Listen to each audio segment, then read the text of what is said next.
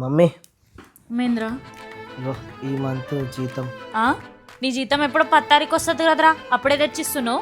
అరే మమ్మీ క్వశ్చన్ల మీద క్వశ్చన్లు వేయక మమ్మీ, ముందే తలనొస్తుంది. జాబ్లకి తీసేసిర్రు. జీతం పెంచమని చెప్తే తీసేసి వేరే వాళ్ళని పెట్టుకుంటారా?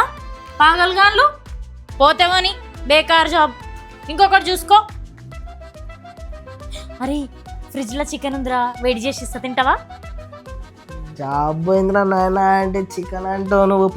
ఓ మంచి, నీకు తెలుసా పెద్దోని జాబ్లకి తీసేసిరంట. ఇగో ఈ పైసలు ఇచ్చిండు.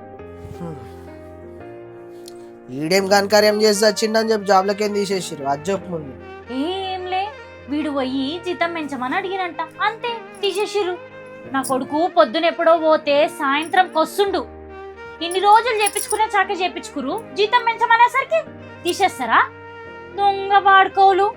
మంచి చదువుకుంటే కంప్యూటర్ జాబ్ చేసేటోడు ఏసీలో కూర్చొని, ఇప్పుడు నేను బతిమాలకాల్సి వస్తుంది.